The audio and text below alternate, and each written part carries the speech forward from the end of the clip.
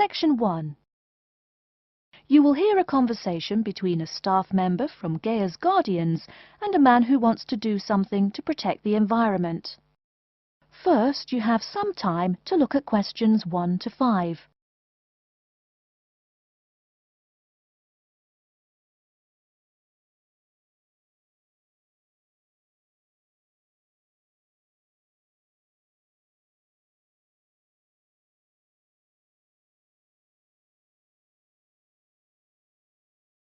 You will see that there is an example which has been done for you. On this occasion only, the conversation relating to this will be played first. Hello, how may I help you? Well, I've been seeing these yellow boxes in front of a lot of houses in my neighborhood. Just wondered what they were for. I noticed your phone number on all of them, so I called. Could you tell me about your business? We do recycling, but we're not a business. Gaia's Guardians is a non-profit group. We encourage recycling as a way of protecting the environment. The woman says that they encourage recycling as a way of protecting the environment. So, recycling has been written in the space. Now we shall begin. You should answer the questions as you listen, because you will not hear the recording a second time. Listen carefully and answer questions 1 to 5. Hello, how may I help you? Well, I've been seeing these yellow boxes in front of a lot of houses in my neighborhood. Just wondered what they were for. I noticed your phone number on all of them, so I called. Could you tell me about your business? We do recycling, but we're not a business. Gaia's Guardians is a non-profit group. We encourage recycling as a way of protecting the environment. I don't know. I mean, it is a good idea, but I really don't read the newspaper every day or anything. And we don't come collect newspapers every day. In fact, we only do pickups every other week. Oh, well, then maybe I could help. I mean, in my neighborhood there's too much rubbish lying around everywhere. I'd like to help out, I guess. That's great, sir. You're doing the right thing. Okay, I need to get your contact information. What's your name, please? Peter Wisrow. Peter, how do you spell your last name? W-I-S-R-O-W? No, actually, it's W-I-S-R-O-U-G-H. Oh, I'm sorry. I'm a terrible speller. You're a good speller. It's just that my family are terrible pronouncers. You're quite a card, Peter. Okay, now what's your address? Number 168 Bridge Road. That's here in London. How about if I have any questions? I'm sending you a copy of our booklet too. The booklet has our phone number and our email address, helpline@blackcat.com. That's HELPLINE at BLACKCAT.com. But I nearly forgot to ask, what's your postcode? BS97PU. PS97BU? No, that's B as in boy, S97P as in Peter, U. Before you hear the rest of the conversation, you have some time to look at questions 6 to 10.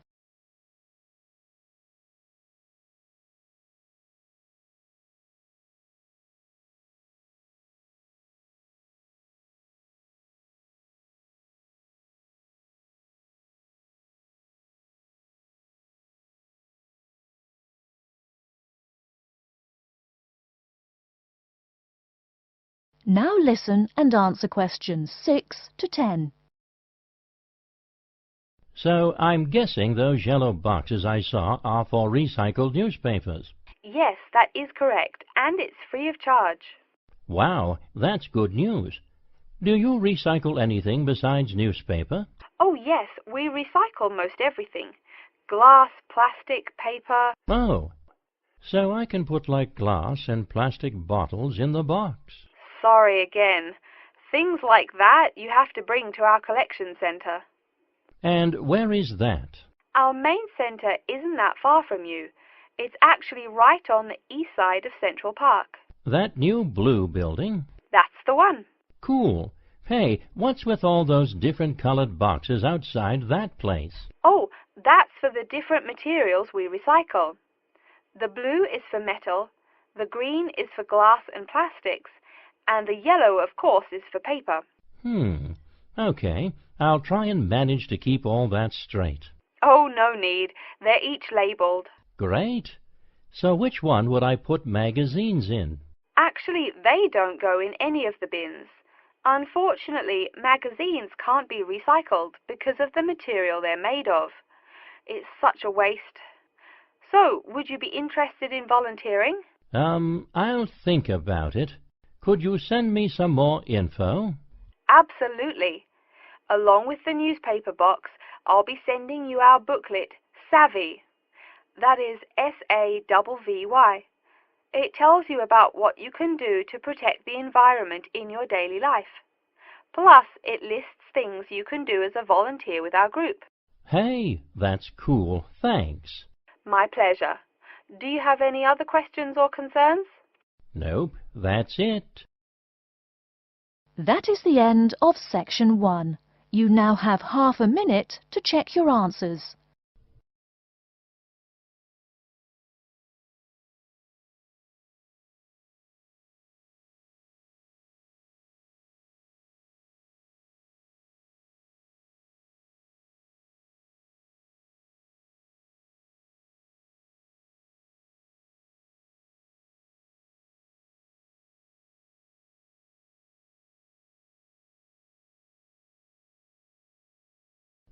Now turn to section 2. Section 2. You'll hear an introduction about how to make a resume and apply for a job. First, you have some time to look at questions 11 to 17.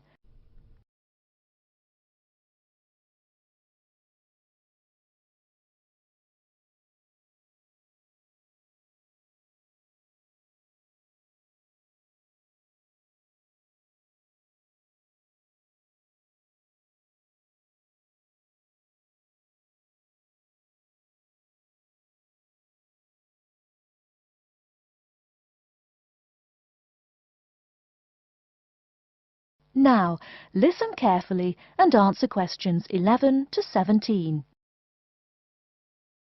Welcome everyone to today's seminar on CV and interview skills. Remember, your CV is probably the most important document you will ever write. It opens the door to your career, and that job interview is probably the most important meeting you will ever attend. It's like stepping through that open door. So let's roll up our sleeves and get down to work, shall we? First of all, I cannot possibly tell you everything you need to know about writing a resume in the time we have. But let me tell you that there are dozens of great websites on the internet. These will give you all the suggestions you need. If you look at the paper I gave you, you will see a list of the dozen most popular sites. I can mention a couple of important points, however. One is that your CV or resume should not be too long. A page is about right. Why? HR departments do not have the time to read long documents. Too many people are sending too many CVs. After all, the economic crisis of 2008 is still very much alive. Everyone needs a job now. No matter how short you make that resume, though, you do not want to forget to tell HR how to contact your references. References are people who will give you a recommendation for a job. That's usually an ex-boss or a professor who knows you well. Do not use relatives. I don't care how much your mum loves you. Also, when you send that CV, be sure to include a typed cover letter. A cover letter is a letter where you basically are asking for a job. It's like introducing yourself. Make it brief. The real information about you is on that CV of yours, and please make sure the letter is typed. It doesn't matter if your handwriting is beautiful or not. Companies only read typed letters. Another point about CVs is you should try to have an attractive layout. Maybe use different type fonts or colors to highlight information. Some people include a photo. You can find dozens of examples on the internet. Whatever layout you decide to use, however, avoid all spelling and grammar errors. I used to be an HR manager. If I saw a mistake, that CV went into the garbage. Something you write in a CV is a description of your skills and experiences in an interesting way. Mention training too. I mean, these are what get you hired. Do not just say, I have lots of experience, or I have many skills. Tell that boss what you did, for what company, and when. Better, tell him how well you did it. Don't just say, I sold houses. Say, I sold £2 million worth of houses in my first year. That is, say something to make the person reading excited and curious. Finally, speaking of CVs, it's sad, but some people actually forget to provide a contact number. That's pretty silly. You wrote a great CV, you have HR dying to meet you, and they don't know how. You forgot your phone number. Oh sure, if you apply online they have your email address, but you just showed them you're forgetful. Why are they going to want to talk to you after that? Before you hear the rest of the talk, you have some time to look at questions 18 to 20.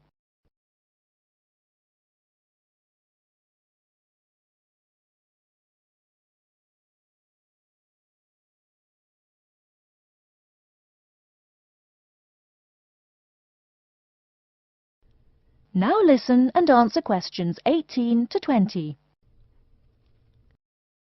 Alright, moving on to the actual interview. I'll go over what you need to know by the end of it, and what you can discuss and negotiate on later once it looks like you'll be offered the job. First, there's working hours. It's not that necessary to hammer out the hours off the bat, especially since it's easy to come off as lazy when the first thing you bring up is how much you're going to have to work. You can also find out more about possible promotions later on. It is important, however, to get a feel for how much you'll be paid. You should make sure the salary range is commensurate with what you're worth, and if you're not, you can move on to better opportunities. Being sure you're going to make what you want to live on is much more important than issues like your pension. You're all so young that your pension is not going to matter for quite a long time. You should find out about what skills you must know for the job and what they'll teach you. In addition, if the company will provide training, you should find out how long the training period is and whether it is paid. Beware of any jobs that want you to train for a long time without appropriate compensation. Speaking of compensation, find out about holidays as well. Do you get paid vacation time? Are you allowed to take personal days? Do you have to work on national holidays? Once you work out these main issues, you can move on later to details like the location and expected attire and whatnot. Wow, that's a lot of information. Let's take a break so you can think everything over and ask any questions you may have. Don't hesitate to come and see me if you need any clarification on all this stuff. That is the end of section 2. You now have half a minute to check your answers.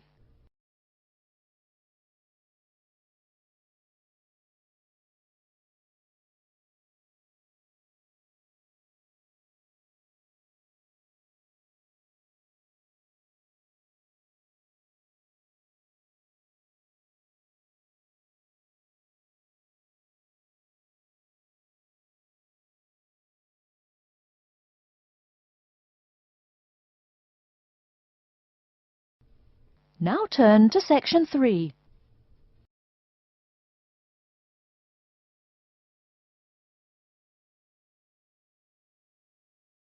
Section 3.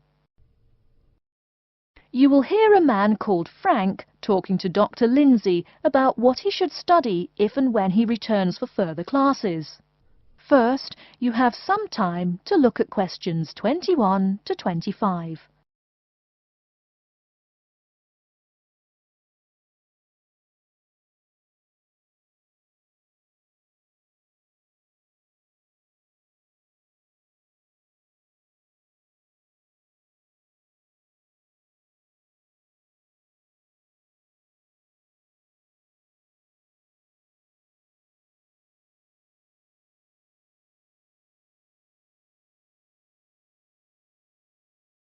Now listen carefully and answer questions 21 to 25. Hello, are you Dr. Lindsay, the returning student's advisor? Yes, that's right. Are you Frank? Your appointment wasn't until 2, but that's okay. Please come in and have a seat. Thanks. I like to arrive early whenever I have anything to do. That's certainly a praiseworthy habit. Let me see. It looks like you've taken a long break from school, and I understand you wanted to have a chat about what you should study if and when you return for further classes. It's such a big challenge. I don't know if I'm crazy for doing this or not. Believe it or not, I know exactly what you mean. Before I began working here at the university, I taught primary school for nearly 10 years. It takes a lot of courage to go back to school. I feel more shy and scared than the primary students I teach. In the schools I taught, I found today's youngsters are very sure of themselves. In terms of intelligence, I have a lot to teach them, and the maturity level of much of my class leaves something to be desired. But in terms of confidence, wow, a lot more confident than I am now, that's for sure. Stop fretting. A brave man is a coward who refuses to run. Let's talk about your strong points. You seem an intelligent man. What is it you would like to study? You see, I've been teaching children for a few years, but I think I'm happier teaching adults. I think teaching students in middle school is much more satisfying because they end up being much more grateful for your work. If I may ask, what got you interested in teaching adults? A lot of things, I guess. I met my future wife back in my first year of college. She always complains that I was more interesting then. She says that now I talk like I'm 7 years old. That's probably from being with children all day. Again, I know just what you mean. My husband used to say the same thing about me when I taught kindergarten. Anything else? Well, yes. Fairly often now I run into former students and we talk. Some of them are getting close to being grown up. I guess I think more and more about how people develop over time. So I'm interested in the results of education, you know, the final stages. I see. Well, coming back to the university can be both difficult and very rewarding.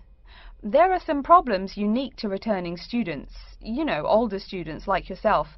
What do you think is your greatest weakness? Well, I actually think my confidence is getting better.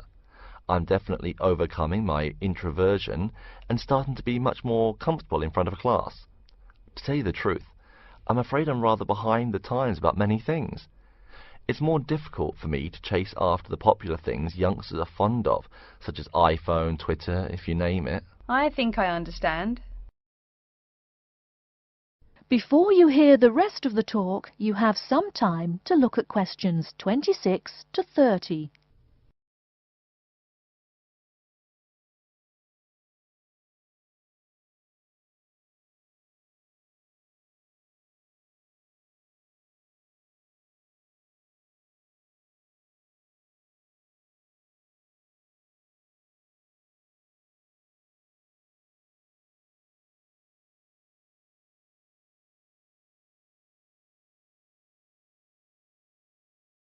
Now listen and answer questions 26 to 30. How old are you? 35? People at your age still go back to school for further education. I was a bit the same way. I mean, I didn't study at university till after I had a family, a husband and one child. My point of view was a lot different from your average 18-year-old girls, I can tell you. Gee, that sounds pretty rough. A family and college? Clearly you weren't unsuccessful, though. It was, Frank, it truly was. My first term at school was extremely stressful. But, excuse me, you're not here to listen to my life story. We're talking about your plans. Is there anything unique I should know about you or your past experience or plans? I'm afraid not. There is nothing interesting about my career or plans. It's really not too impressive. Now, I forbid you to talk like that. This is your one life, and if you're not interested, why bother living it? Don't be so humble, Frank. Okay. My wife says I'm a wimp. Let's talk about your dreams a bit. You want to teach adults, you said. What would you like to teach them? Well, when I first came to college, I really liked languages and literature. A lot of people have told me that for practical reasons, it would be more rewarding to choose business management as my major. But I made up my mind to study liberal arts once I got the idea of going back to school. I must say it's refreshing to meet someone who knows there's more to an education than computers and finance. Let's have a look at the university course catalogue. Excuse me, Dr. Lindsay, before we do that, could I maybe ask you some questions about changes in university life? I think I need to discuss that so I know what to expect. Of course, I'm here to help you. The biggest thing to get used to is the change in technology. Professors present things on huge screens, many of which are interactive computerized whiteboards. You can write on them still and use them like a touchscreen. They're really handy. No more sloppy scribbled notes on the projector. Let's see, I doubt you'll be living in student housing, so I won't go into all the improvements there. Another major change that you'll enjoy is the plethora of resources available for students. As a student, you have 24-hour access to the gym and library privileges that include the use of school computers to scan, copy and print, and of course the media library, which contains movies from all genres and most of the movies listed on AFI's top 100 movies of all time. The dining facilities are also not what they used to be. They offer choices for all diets, and you can expect a hot meal any time of day. Wow, things really have changed. I'll be sure to utilize all those great facilities in my time here. Thanks for all your help, Dr. Lindsay. I think that's all the questions I have for now. That is the end of section 3. You now have half a minute to check your answers.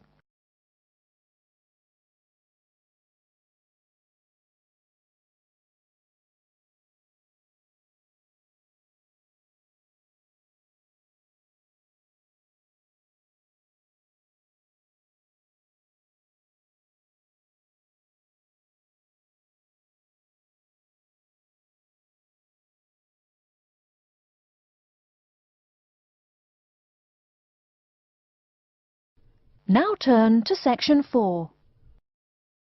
Section 4. You will hear an introduction about the curriculum and facilities of Wassamata University.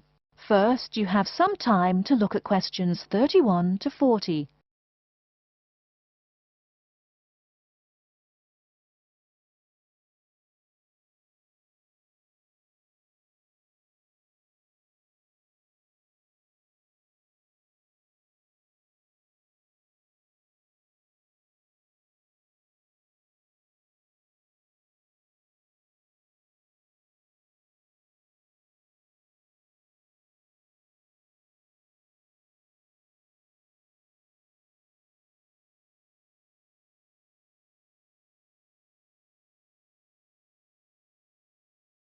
Now listen carefully and answer questions 31 to 40.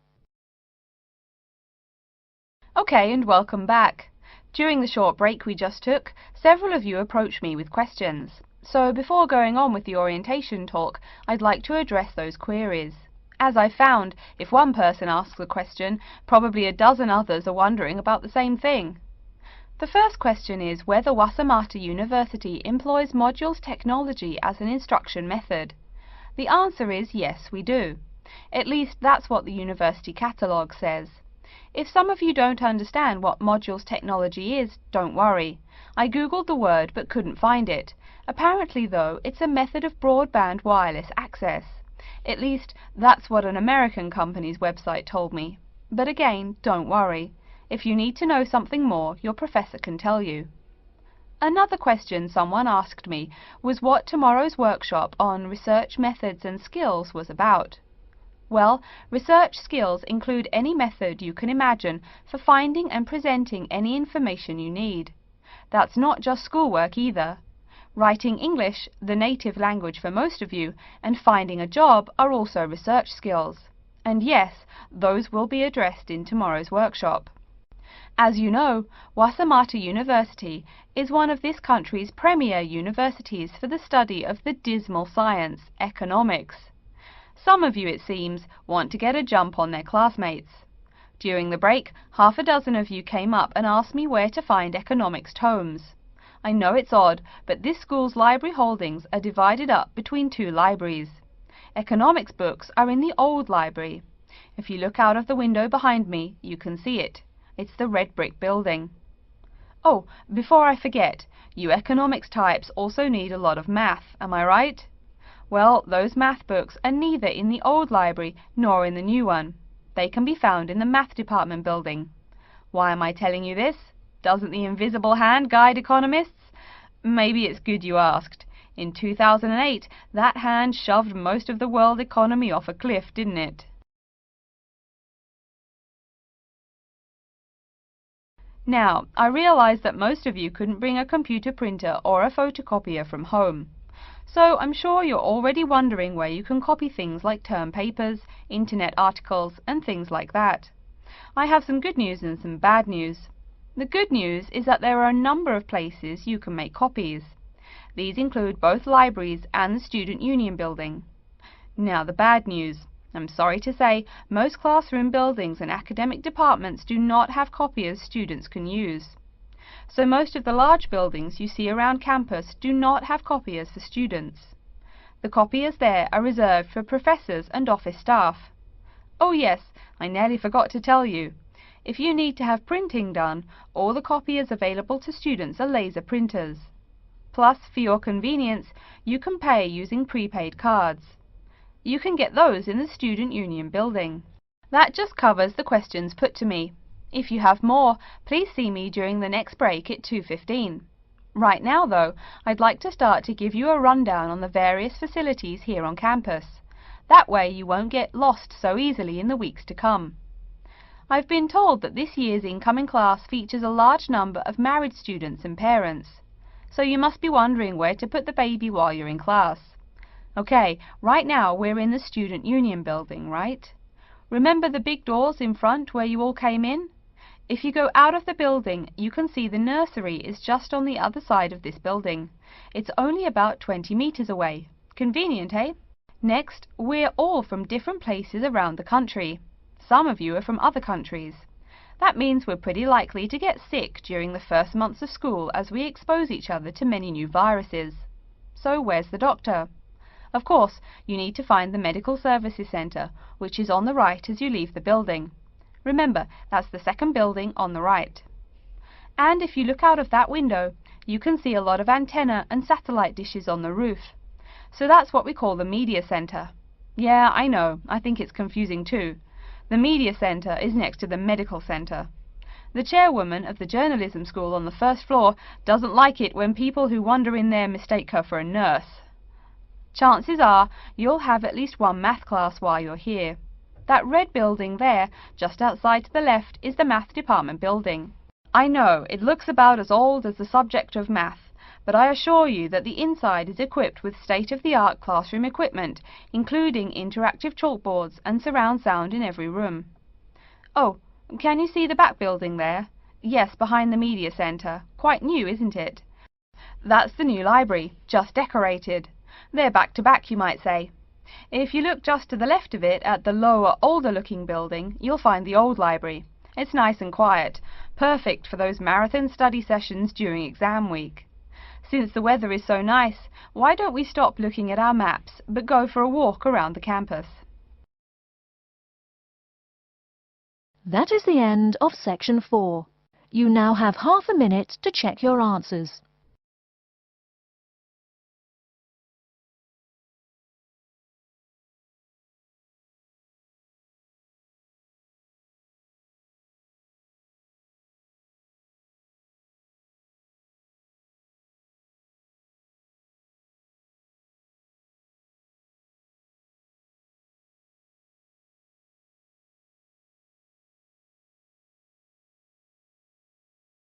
That is the end of the listening test. In the Ielts test, you will now have 10 minutes to transfer your answers to an answer sheet.